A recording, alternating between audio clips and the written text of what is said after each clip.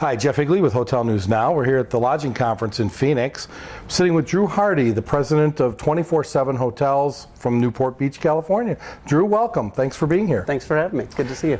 So tell us a little bit about 24/7, your philosophy. What kind of properties do you look for? How would you describe the company? Well, 24/7 Hotels was started in 2004. It was a couple of guys that, born out of the idea that had spent our entire professional career in the hospitality industry in a family-run and held investment management operation. It's been in our DNA, seen it from an owner's mindset, how you invest, how you asset manage, and how you operate hotels. We focus in the select service segment, premium brand hotels, generally 125 rooms or more, geographically focused in the western United States, everything west of the Rockies and as far south as Texas. Right now our portfolio is dispersed between California, Nevada, Idaho, and Arizona. What you talked about premium brands. How about some examples of the brand names that you have in there? Sure. Marriott, Hilton, Hyatt, IHG. That encompasses the majority of our portfolio. 50% is in the Marriott brand family, and we're in all segments from extended stay to upper mid-scale. We just we're fortunate enough to get the opportunity to launch the first Moxy brand in the U.S. for Marriott right here in Arizona. So it's been an active week showcasing the new brand in the Americas to the investment conference. And of course, I mean, you've probably been paying keen attention to the Starwood Marriott acquisition. And does that affect you in any way? I mean, does that help you? Is that a good base to build on, since you have such a big relationship with Marriott to begin with? Sure. We think it's great for the industry. I was on your panel today, and there was some talk about it with Eric Jacobs up top about how that's going to take shape and what that means for the company, and is consolidation good or a bad thing for all? And I think overall it's a good thing, at least a good thing for us.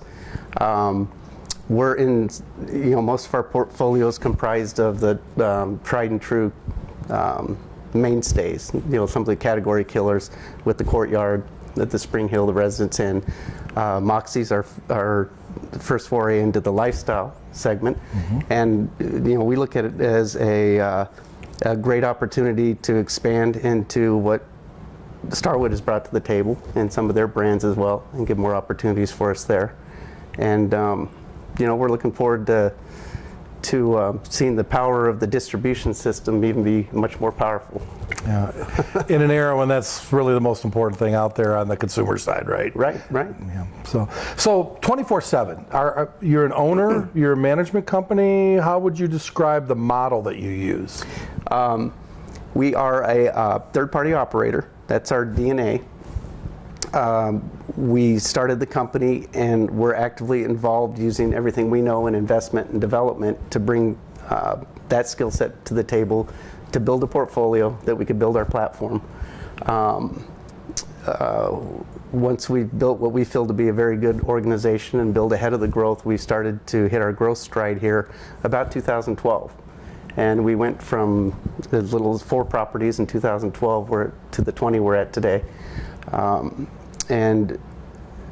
We like to say we have an owner's mindset because that's our background.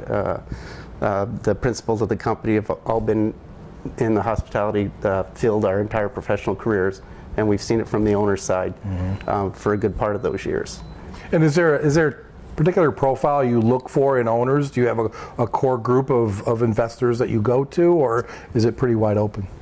We have a pretty diverse mix.